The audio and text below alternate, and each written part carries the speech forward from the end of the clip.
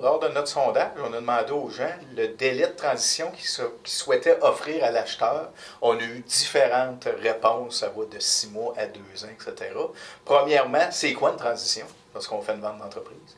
Bien, une transition, c'est qui permet à l'acquéreur de bénéficier de l'expérience du cédant, du chef qui vend son entreprise.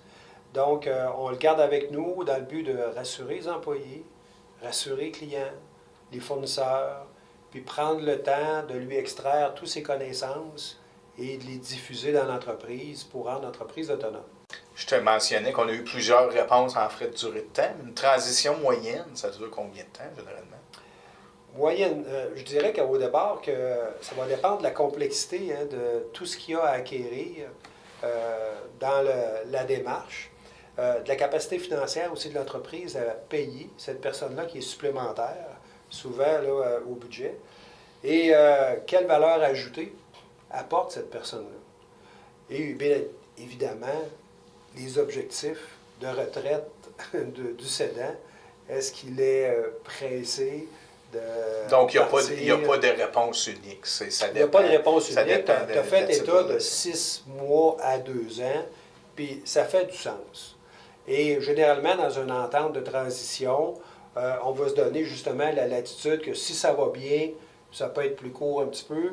Puis s'il y a des complexités, ben on peut peut-être étirer. On parle de transition de plusieurs mois ou même en année. C'est pas toujours évident d'être en affaires avec quelqu'un qu'on connaissait peut-être pas là, 1 an avant de faire la transaction. Donc, ça prend quoi pour qu'une transition se fasse de façon harmonieuse et qu'elle soit intéressante autant pour l'acheteur que pour le vendeur? Il faut bien connaître nos carrés de sable dans lesquels on joue maintenant, parce qu'on change de responsabilité un petit peu, on change de chapeau. Donc, pour le cédant, c'est important de lui fournir un cadre de nos attentes à son égard. Qu'est-ce qu'on veut qu'il fasse? Et qu'il y ait des objectifs clairs à ce niveau-là pour éviter qu'il soit tenté de nous regarder au-dessus de l'épaule et de juger le travail qu'on fait avec l'entreprise désormais.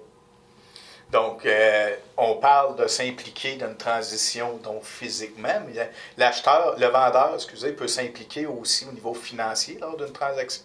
On parle d'une balance de prix de vente, donc une BPV. Donc, tu peux-tu m'expliquer en gros, c'est quoi une balance de prix de vente?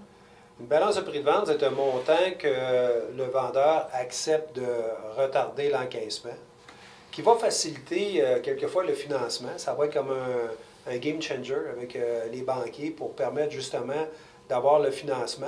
Et on accepte en tant que cédant d'avoir cette somme-là un peu plus tard ou répartie sur une période. Évidemment, il y a un taux d'intérêt qui va être associé à ça pour justement, là, en compensation là, de l'avantage qu'on concède.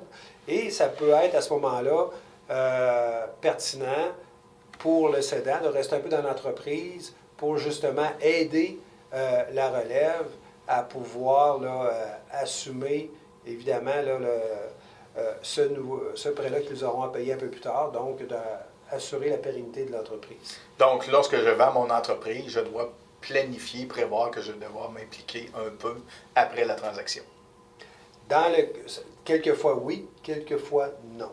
Mais ça devient comme un élément facilitant la transaction.